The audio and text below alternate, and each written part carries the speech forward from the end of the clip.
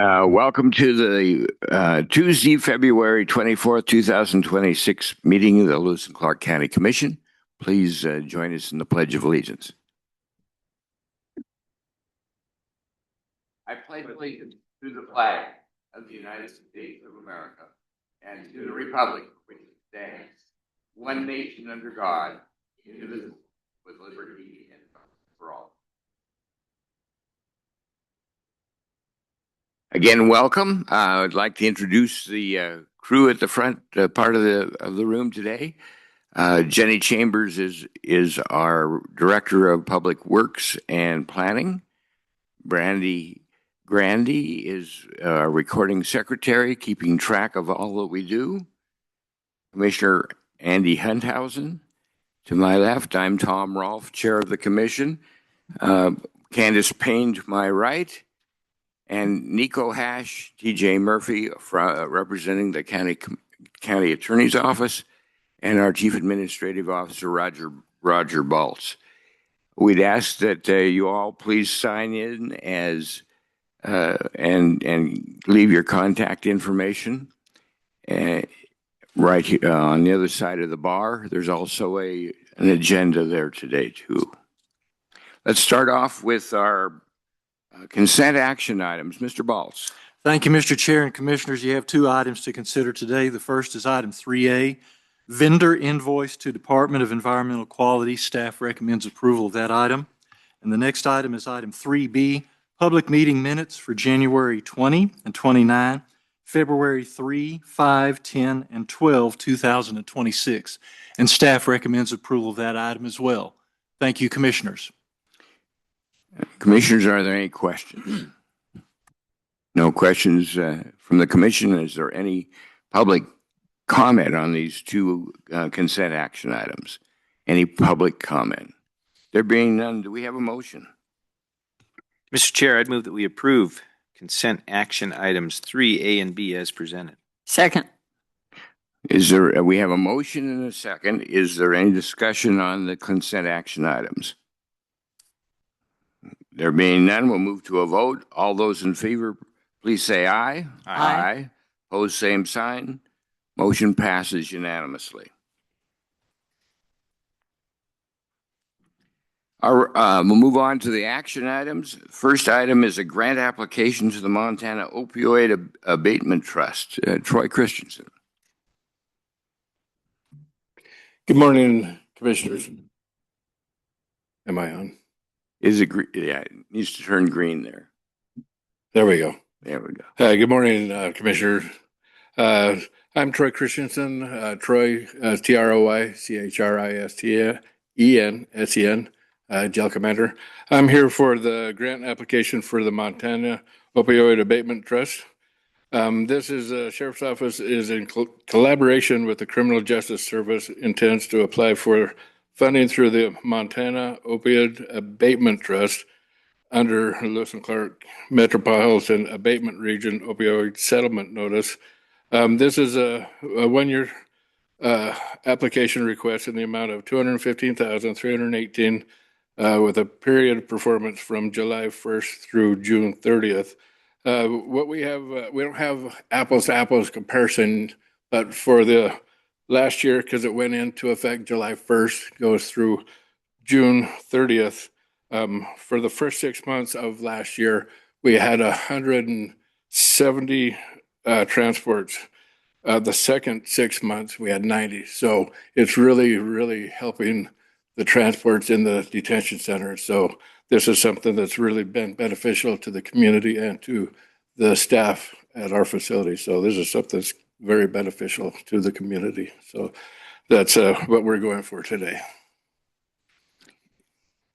All right. One question I have. You say it's reduced the number of transports. In other words, it takes a couple of officers to take someone out to the doctor's office to have these checks. If you have the doctor inside the facility, you don't have to worry. It isn't near as much of a problem. It does, and it gets the people to see the doctor in a lot more timely fashion. Sometimes it was taken anywhere from 3 to 5 weeks to get them to an appointment.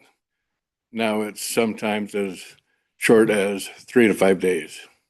So it's just better all the way around for the inmates and for the community, for us, the staffing, everything. It's just a really good opportunity. And if I understand it right, this is a continuation of the setup for about 15 hours is a week?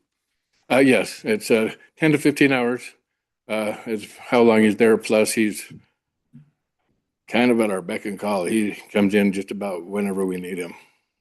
It's been great. All right. Are there other questions from the commission? Mr. Chair, Yeah, Commissioner Hanhausen. Mr. Christensen, just to frame this for folks that may not be as aware as we are about what's going on there.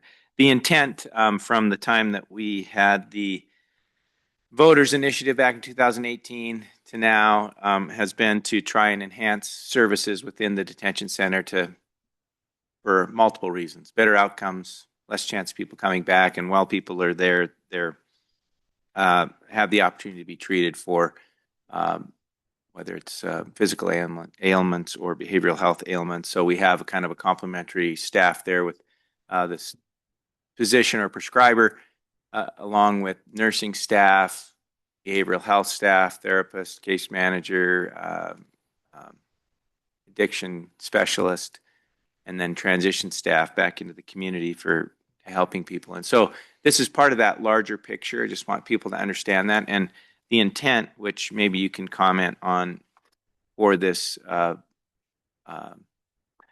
position, was to complement the rest of that staff, be able to, as you said, serve people in the detention center. Safety is an issue. Every time that you move someone in or out of the facility, could be their safety, officer safety, community safety. You don't know what's happening in the community, as well as the cost. Cost is significant. So we're talking about a grant of $215,000 from the Opioid Abatement Trust, but we have, without that, when we have to transport someone to the hospital, to doctor's offices, even telehealth, it's a little more cumbersome and it's expensive. Can you just kind of comment on kind of that bigger picture and how this fits for, and maybe for your staff, how it really helps them, I believe, in terms of their functionality and safety issues? Yes, it does, because as you were saying, for one appointment, it'll take 2 staff to get the person, get them ready, transport them to the facility, and all the preparation to do that, make the appointment. And so you take the drive time, the hours of their pay to get them there, sit there for whatever length of time the appointment is, get them back. And the security, as you said, with the community, the person, the officers, it's very timely sometimes. Some of those appointments could be an hour, 2 hours, and then get back to the facility, go through the whole process of re-entering back into the jail and get them back. And then 2 to 3 hours for just a standard appointment that takes us an hour.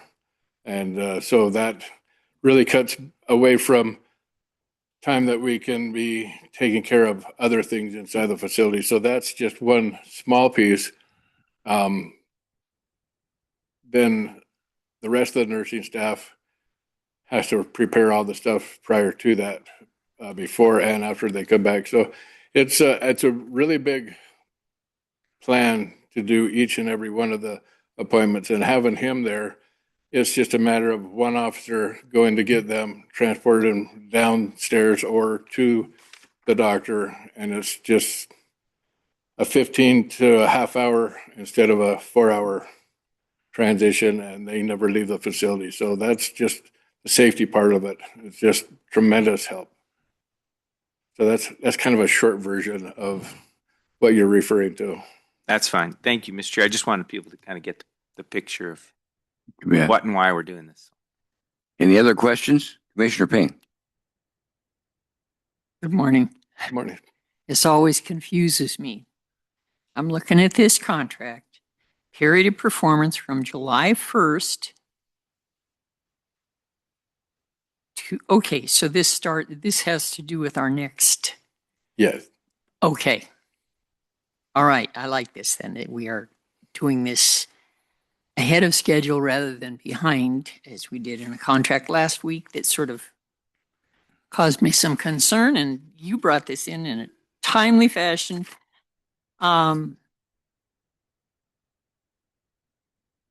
Okay, in the document on the notice of funding availability, it says that this funding for the spring 2026 deadline will be available in early July.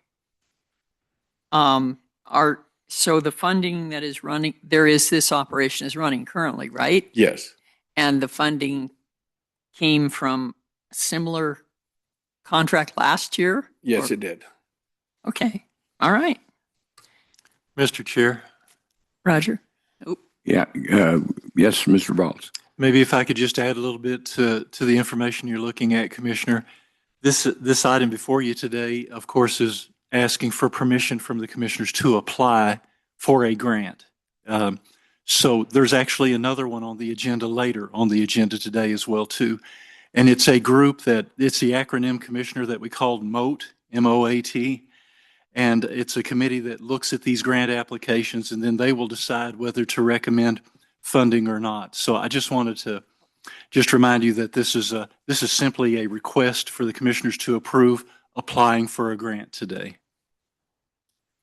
Thank you, Roger. That's very helpful. I have no more questions. All right. Any other questions? All right. Is there any public comment on this item? Any public comment? Seeing none, do we have a motion? Mr. Chair, I move that we approve action 4A, the grant application to the Montana Opioid Abatement Trust as presented by Troy Christensen. Second. We have a motion and a second, and I just would like to comment that I was the representative on the trust when we sent this thing up. And one of the key features that I'm very pleased that is happening is that for folks who happen to have a mental health problem and are medicated for that, when they get into your facility at the detention center, we cannot get them meds until they see a doctor. And for them to go off their meds, it then takes a long, in a very few days, the effects can be really bad. And by being able to get them to a doctor pretty fast, they can pretty much stay on their meds while they're in the facility if that's required. Yeah. To me, that's one of the really important parts of what you're doing. And I want to thank you for continuing that effort. You bet. All right. And is there any further comment? Any further comment? Well, let's move to a vote. We have a motion and a second. All those in favor of approving the grant application to the Montana Opioid Abatement Trust as explained by Troy Christensen, please say aye. Aye. Aye. Opposed, same sign. Motion passes unanimously. Thank you. Thank you. All right. Next item on the agenda is a contract between Lewis and Clark County and Great West Engineering. Audra. Good morning, Chair Rolfe, Commissioners. I'm Audra Zackrell, Assistant Director of Public Works. Before you this morning is a contract with Great West Engineering for the design, bidding, and construction administration of the Scratch Gravel Solid Waste District's Solid Waste Transfer Site project. Currently, the 15,000 plus residents in the Scratch Gravel Solid Waste District must haul their garbage to the City of Helena transfer station. The impact of Helena's Valley growth is causing congestion on the facility and long wait times for not only our residents, but the City of Helena residents. There will be a savings from diverting scratch gravel waste from the city transfer station, and that will exceed $150,000. It will also eliminate the need for the city to consider building a larger facility and also increases the county's ability to control costs for managing our scratch gravel district. Construction of the new transfer site is estimated to cost around $2 million. This contract is for engineering services not to exceed $276,600, with design anticipated to be completed by August and construction beginning in the fall of 2026 or early spring of 2027. Budget authority for this contract is in the fiscal year 2026 Scratch Gravel Solid Waste Capital Fund. Upon approval, next steps will include working with Great West on conceptual and final designs, community outreach, followed by bidding and funding in the early fall of 2026. Staff recommends approval of the contract with Great West Engineering for $276,600 and authorize the chair to sign. Are there any questions? Question that I might have is we're setting in motion something that came out of the study that was done in the last few years about our total waste management, and I think the question that taxpayers are going to have is how much is this going to cost them when we move this $2 million project forward? How much is that going to cost the folks that use the scratch gravel landfill? Well, I've been working on the budget currently, Chair Rolfe, Commissioners, and from my estimated, I see for a loan that we're going to have to do for the construction that it could cost taxpayers about $1.66 a month. Okay. Is there any? Are there any other questions? Mr. Chair. Commissioner Hunthausen. Assistant Director Zackrell. That's a lot to get out. I don't think I'm going to use that again. Thank you. I just wanted to help build a picture for those that may not understand. Again, it's an opportunity to kind of describe the project. So someone living out in the valley or in the North Hills or wherever in the Scratch Gravel District, this site would be located where? What would it offer? How would it improve their convenience and their opportunity to not have to come into the city and buy Carol and drop off their garbage or their recycling or whatever it might be? Okay. Thank you for that question, Chair Rolfe, Commissioners. Currently, the siting will be at the county landfill off of Deal Lane. That site was chosen because the county already owns that property, so there would be no cost to purchase it, and it is already licensed, so it would just require a change in the licensing with the state. Currently, all residents that self-haul their waste have to bring it into the city transfer station, and there are a lot of residents that are in the Northeast Valley that would be much closer to the landfill site. They've been asking for this for probably since the inception of the Scratch Gravel district, which was in the early 90s. So we're finally listening to them. Some people live out by the lake and they have to come in all the way to the transfer station. So it could take them an hour or 2 hours just to bring their waste in from the valley to the transfer station, and then they get there and there's a long line and they have to wait even longer. So I think this is a really good project. We're listening to our residents and what they've been asking for. I've been at Public Works for 18 years, and weekly we have residents come in asking why they can't take their waste to the landfill. And I know that it's the same at the transfer station, why residents ask why they have to come to the transfer station. So. Mr. Chair. Yes, Commissioner Hunthausen. Thank you. So this piece of the project would be the engineering side. And so looking at the design and how that would be not only laid out, but structured and what might need to be in place to make this happen in terms of infrastructure, and then also kind of refine those costs. We have some estimated costs, but that's essentially what would be happening in this piece of the process, correct? Correct. So the engineering will provide 3 conceptual designs. We plan to do some community outreach and see what the community thinks of the conceptual designs. From there, we'll get costs of what that would be to put the conceptual design into construction. And from there, we'll move forward with what funding opportunities we have. Great. Thank you, Mr. Chair. Another question. How many total owners or property owners use the scratch gravel site? Do you have that off the top of your head? Well, the transfers, we have over 15,000 residents in the scratch gravel district. I think it's like 15,196 or something like that. In the area surrounding the landfill, there's about 6,500 that we would estimate would potentially use that site at the landfill. So maybe 35–40% of the people would have a shorter haul, and we wouldn't be having to double haul the refuse from the transfer station to there. Correct. There would be a much shorter haul from wherever the site is located within the landfill perimeter, just to the cell. Yes. Okay. All right. Any other questions? Yes. Audra, I live out in the North Valley, and I'm pretty sure I'm in this district, but we have the service of somebody comes and hauls my garbage The away, private hauler? and I pay them. So does the fact that I'm paying them to haul it already, and first of all, I think they haul it into the transfer station in Helena, and so they won't be hauling it there anymore. They will now haul it to the new station. Is that the plan? And will the dollar and whatever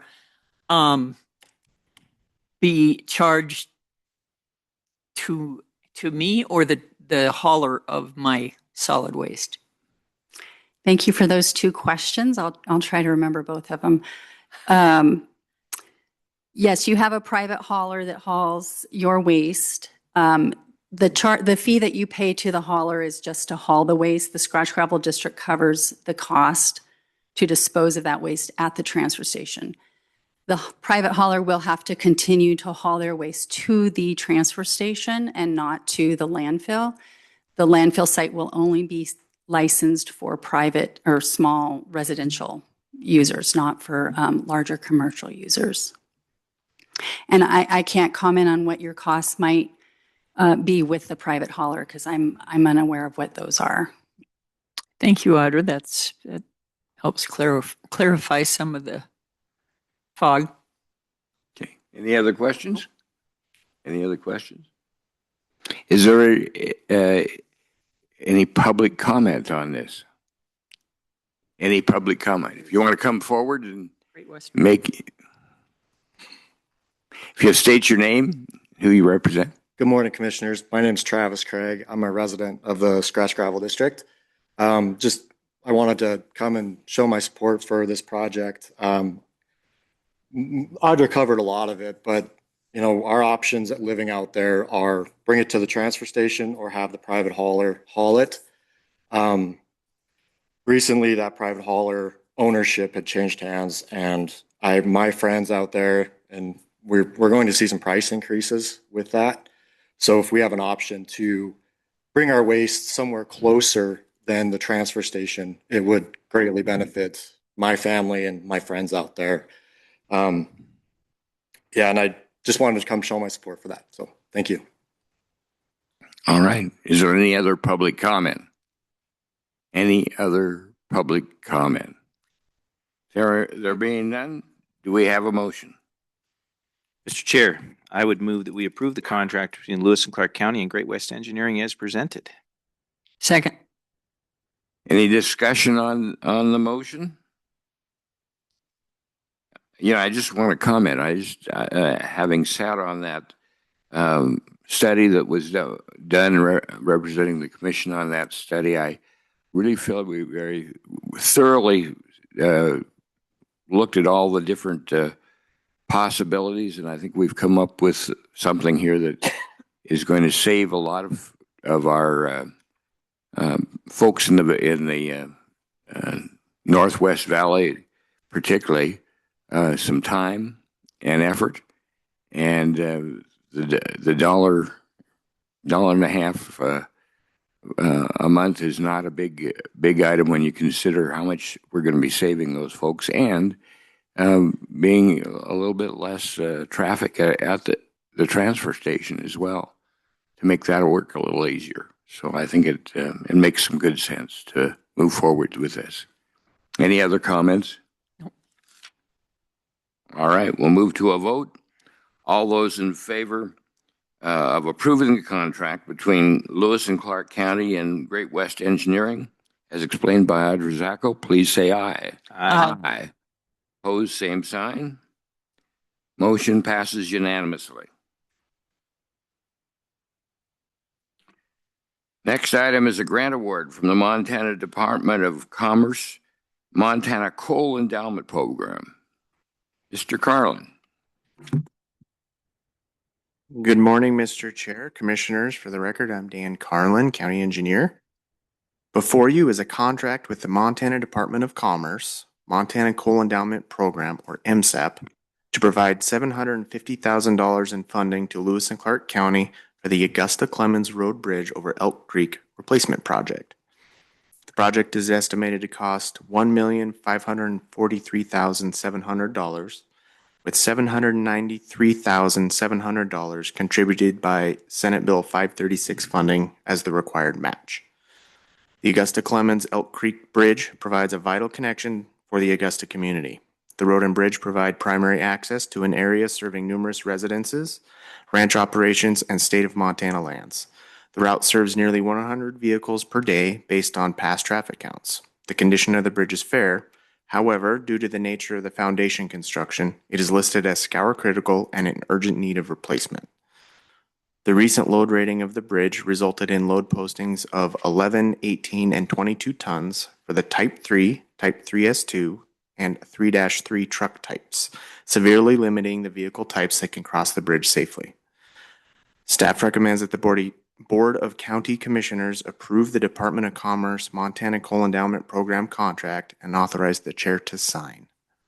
And I can answer questions you may have. You can see on your screens and on the backboard here, this is the location of the bridge within Lewis and Clark County.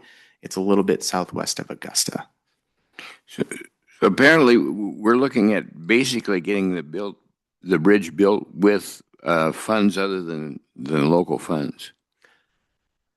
Chairman Rolfe and Commissioners, yes, that's correct. So we have the entirety of the bridge is funded through two separate grants. And if I remember right, this bridge was built like 1914 or somewhere in that neighborhood. Chairman Rolfe, Commissioners, that's correct. It's in the teens. Are there other questions? Yes. As I recall, this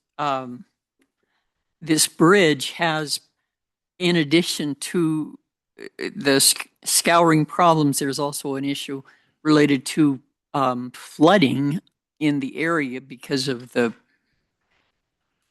Could you talk about that? Is it the location or what the bridge is made of, or the fact that it's 100 years old? Could you go into that, the other issues other than scouring?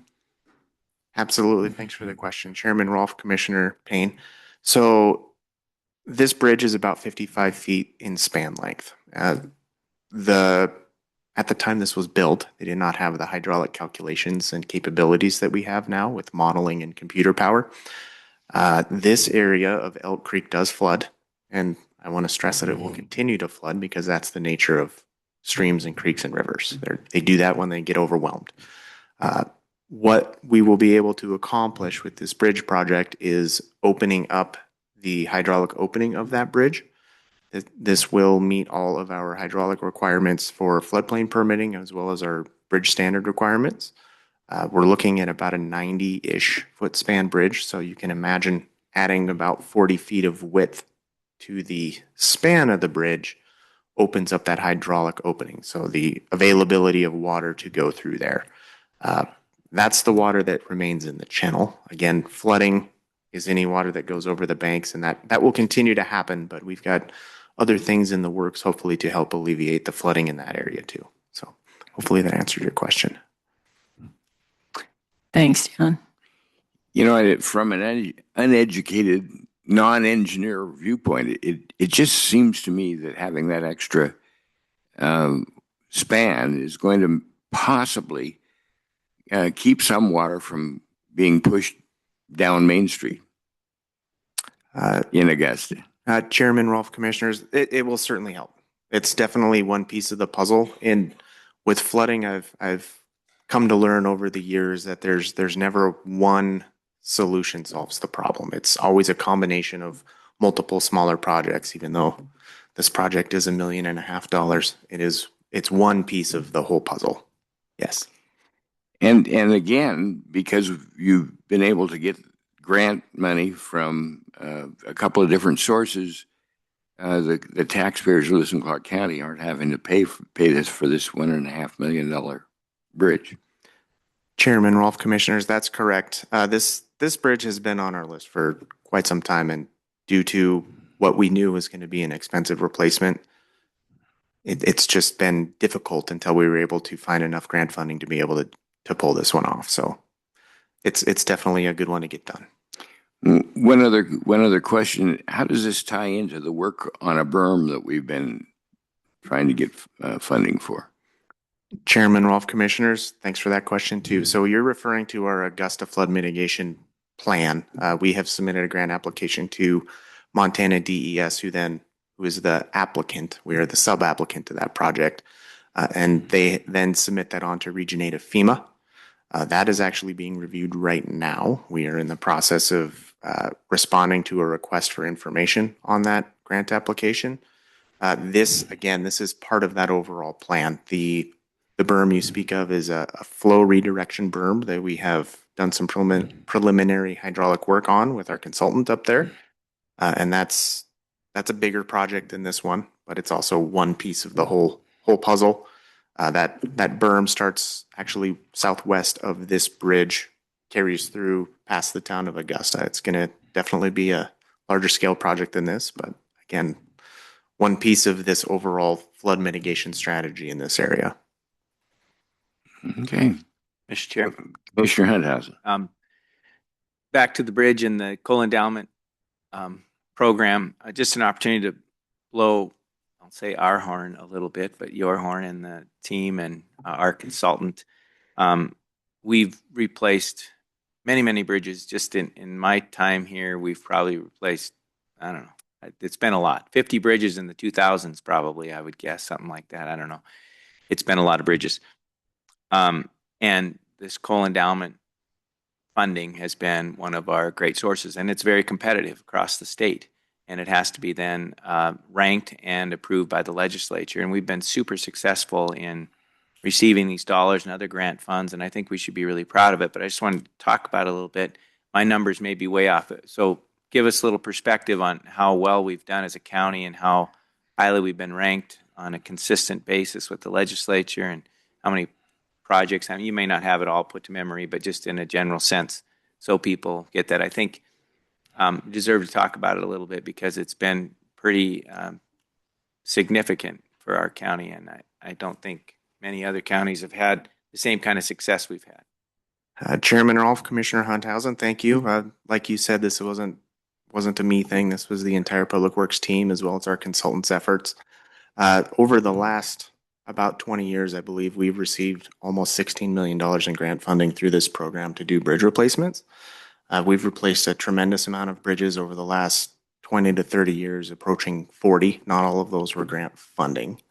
But one thing you mentioned, it is a very competitive program. We submitted a planning grant application back in, I want to say, October. We just actually received the award letter this morning. So we are plowing ahead with getting another preliminary engineering report and grant application prepared for another round of the MSEP grant program. And that is, we have identified the Birdtail Bridge for that. So in the coming weeks, we'll be bringing another grant award forward, hopefully soon. And we'll be moving toward another project funded through MSEP, and hopefully we can couple that with some other grant funding to reduce the cost to the Lewis and Clark County taxpayers. Right. Yeah, thanks. Sounds good. Commissioner Payne. Dan, when oftentimes we go to MACO meetings, we just got back from one in Billings, and while there we visit with other county commissioners, and there are people who think maybe we get a lot of grants because we are close to the Capitol and the legislature is on our side. And the first time I heard that, I came back and asked probably Jenny, why is it? And she used the term shovel ready. So could you talk to us about shovel ready and why it is Lewis and Clark County is so successful in applying for these grants? Mr. Chair, Commissioner Payne, we are quite successful. A big piece of that is there is a ranking system that MSEP uses that they score every single grant application that comes in. We go through pretty decent effort with our consultants to make sure that we're putting forward a bridge that's going to score very well. So before we even submit an application, we're doing a lot of groundwork and making sure we're putting forward an application that's going to rank really well once they're reviewed by MSEP. That's step one, and that's a very big step. Then after that happens, we select consultants that have a very good handle on what this process is and have an excellent track record of getting these grants written and won. On top of that, we have great staff, especially Ms. Audra Zackrell back there, that help us keep these grants on track. We have never had a single blemish in how we manage these grants. That's a big step in how we do this, is we have staff that's able to help manage these, whereas other counties maybe don't, so they rely on their consultants to help them with that. That reduces the amount of money that we have to put to consultants and puts more into the bridge itself, into the construction. So that's tremendously helpful as well. And we just have a great team of grant writers. It really helps to be able to read those grant requirements and put exactly what they need in there. And we've been fortunate or unfortunate enough to have the infrastructure that really lines in with what those grant requirements are. All right. Thank you, Dan. Any other questions? All right. Seeing no more questions from the commission, is there any public comment on this matter? Is there any public comment? I don't see any public comment. So do we have a motion? Mr. Chair, I'd move that we approve the grant award from the Montana Department of Commerce, Montana Coal Endowment Program as presented by Mr. Carlin. Second. Any further discussion from the commission? Any further discussion from the commission? Seeing none, we're going to move to a vote. Before we do, I just want to thank the public works staff for another example of some great work. And really do appreciate that very much. Now we'll move to a vote. All those in favor of the grant award from the Montana Department of Commerce Montana Coal Endowment Program, as explained by Mr. Carlin, please say aye. Aye. All opposed, same sign. Motion passes unanimously. Next item on our agenda is a grant award from the Montana Department of Public Health and Human Services. Sarah. Good morning, Mr. Chair, members of the Commission. I'm Sarah Sandow, the Grant Specialist at Lewis and Clark Public Health. Today I have before you for your consideration a grant award from the Montana Department of Public Health and Human Services for their harm reduction and prevention to reduce opioid overdoses in Montana funding opportunity.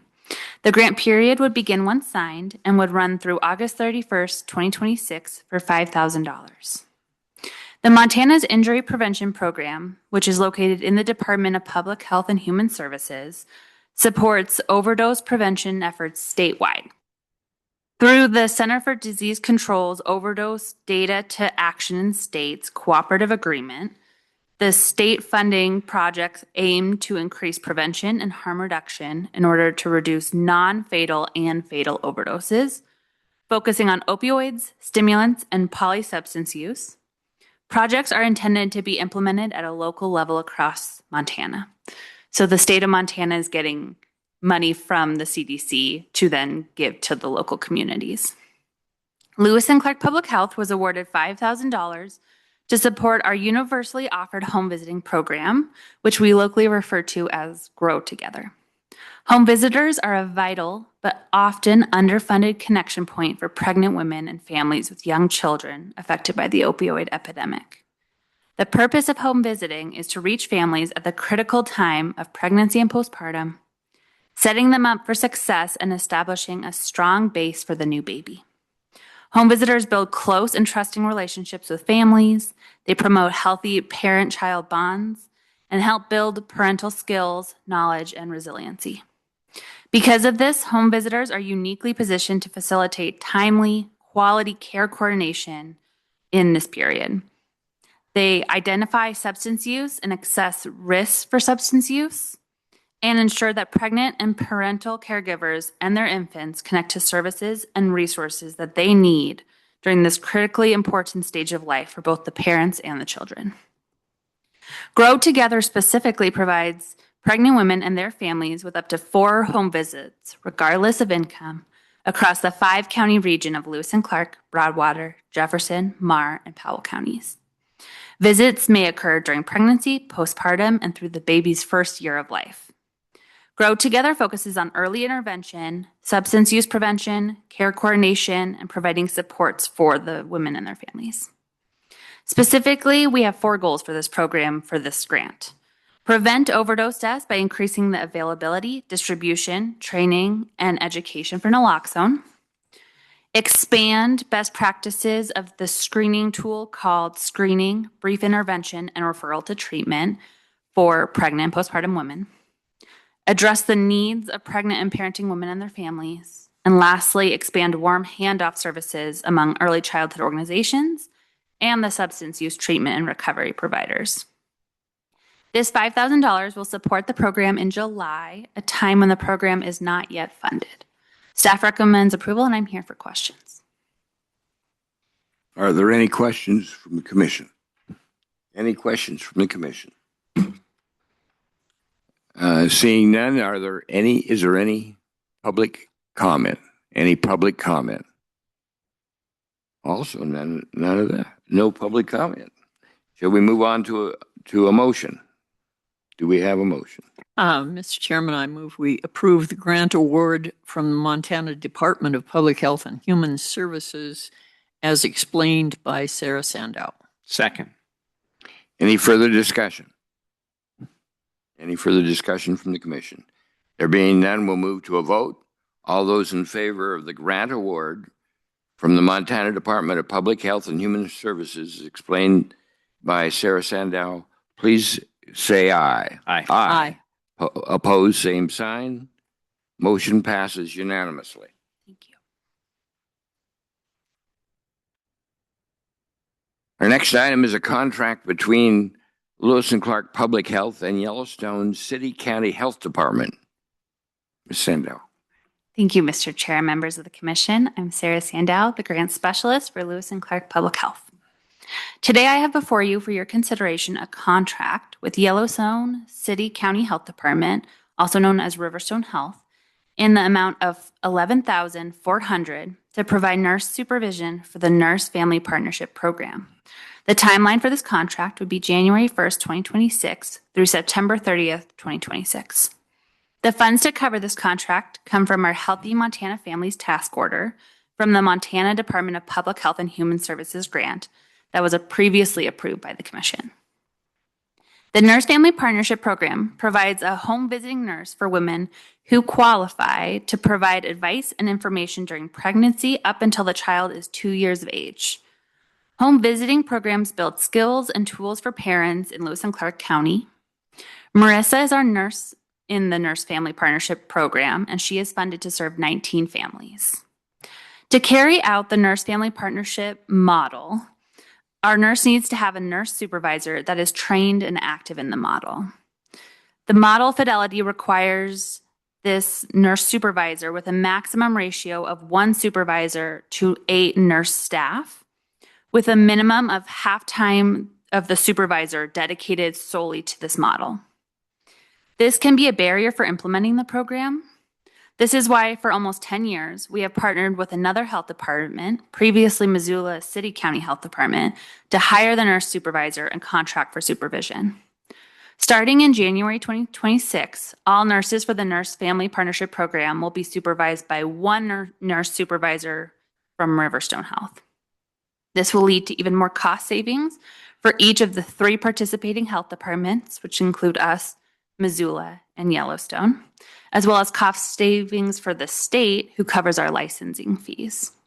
You'll notice in the contract that you have before you, we used Adobe eSign, which is a virtual way to get a signature. Now that we don't need a notary, we were able to send it through Adobe. When the CEO of Yellowstone City County Health Department did click the date, it came out as date, month, year versus our average, which would be month, date, year. So it came out opposite. I do have before me a Adobe eSign comes with an audit of when you send it, when they sign it, when you get it back. And it does show the dates as year, month, date in a more clear fashion to show that it was February 11th signed and not November signed, knowing that the date does look confusing in that contract. So I still wanted to present today and bring it for you, but I also understand if you would like to table it and if you would like me to get Adobe eSign in a different format, or if you would like to move forward today with the audit as the proof as well. I'm here for questions, though. Thank you. Maybe we take a moment and ask council. It appears that the actual item on the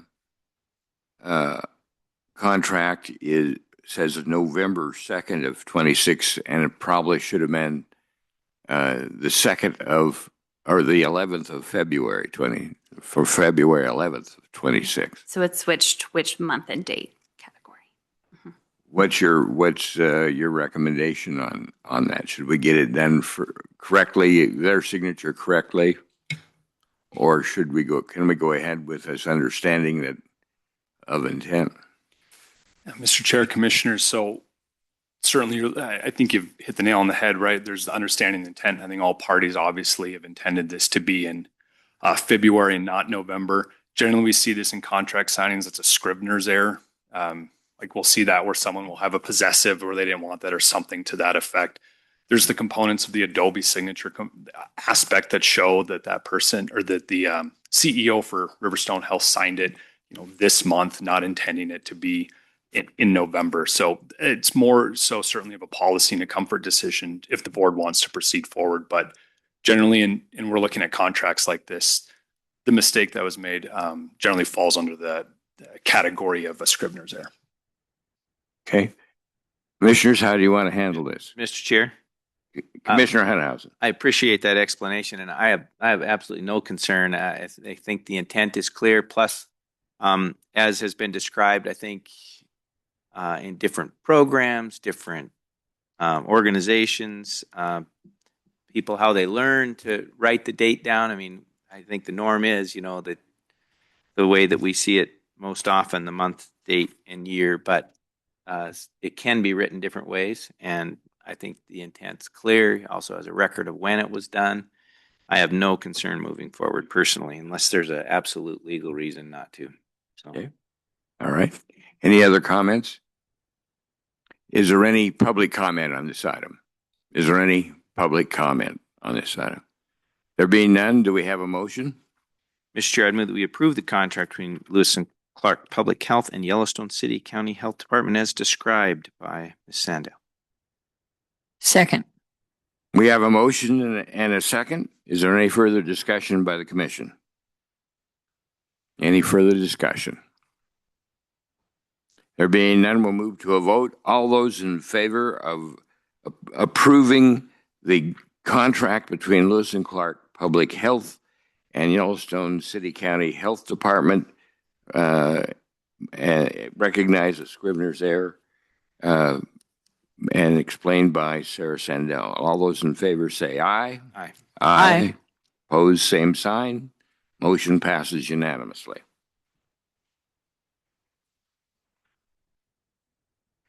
Next item on our agenda is a grant application to the Montana Opioid Abatement Trust. Ms. Sandow. Thank you, Mr. Chair, members of the commission. I'm Sarah Sandow, from Lewis and Clark Public Health, the grant specialist.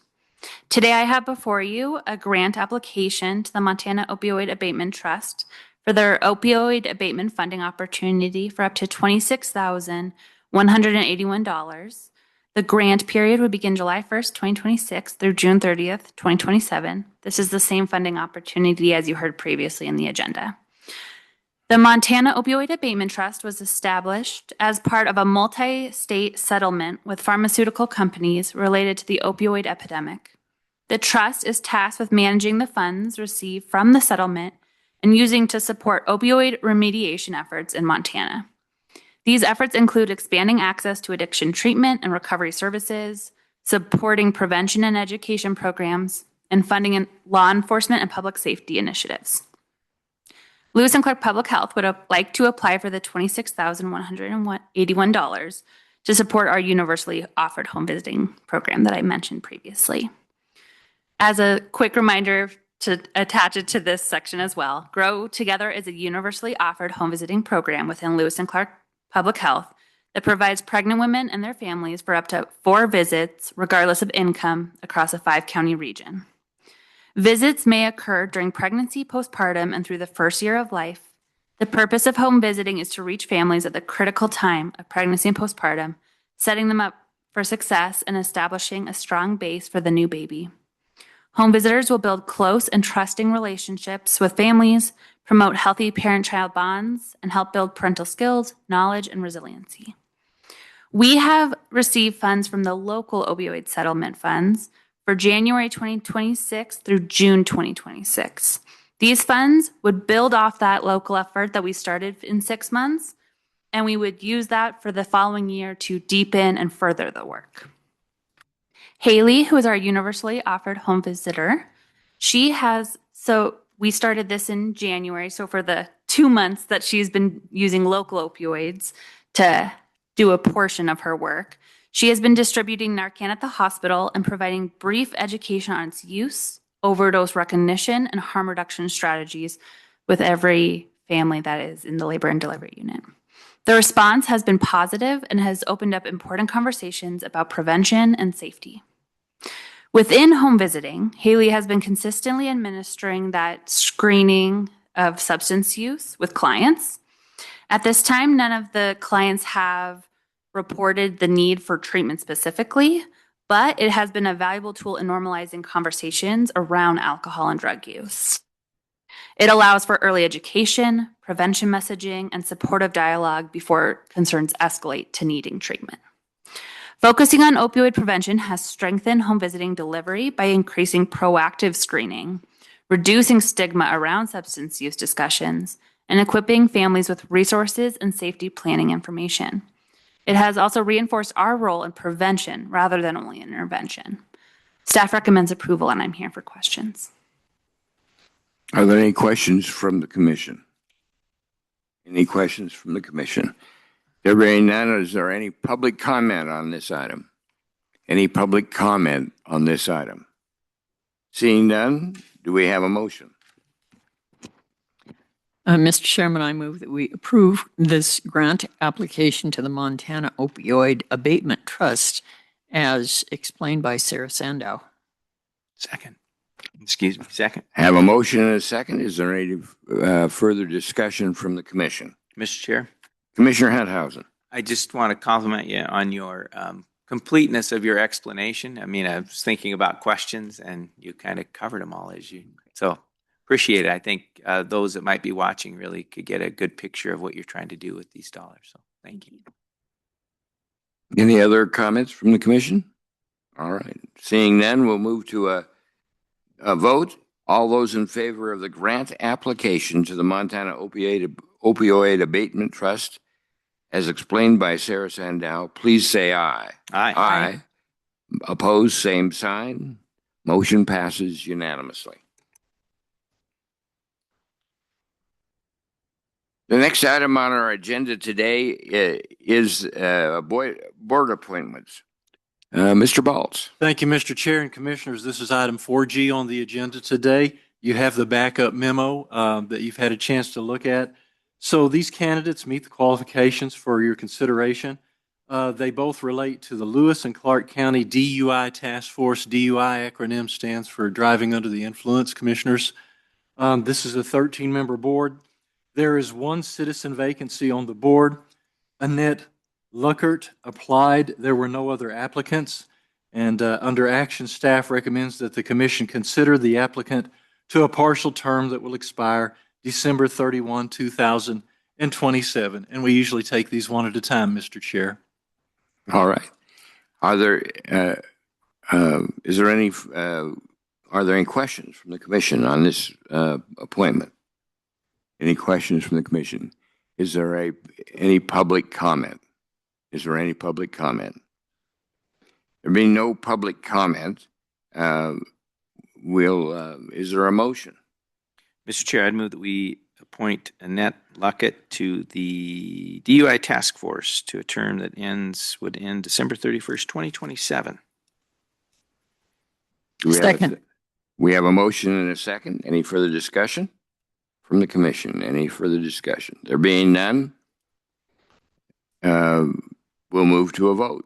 All those in favor of appointing Annette Luckett to a term on the Lewis and Clark County DUI Task Force that runs through December 31st, 2027, please say aye. Aye. Aye.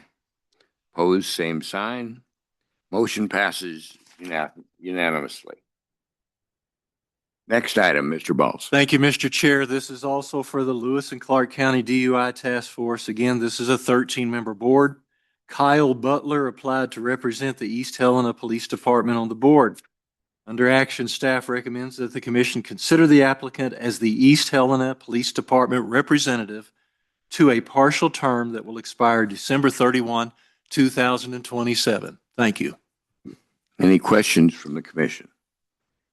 Any questions from the commission? Is there any public comment?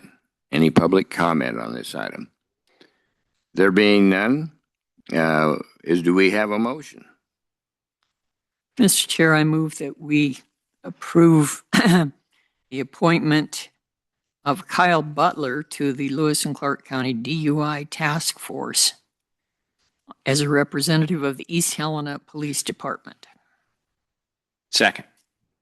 We have a motion and a second. Is there any discussion from the commission? Any discussion? There being none, we'll move to a vote. All those in favor of approving Kyle Butler to represent to the East Helena Police Department on the board, the Lewis and Clark County DUI Task Force, please say aye. Aye. Opposed, same sign. Motion carries unanimously.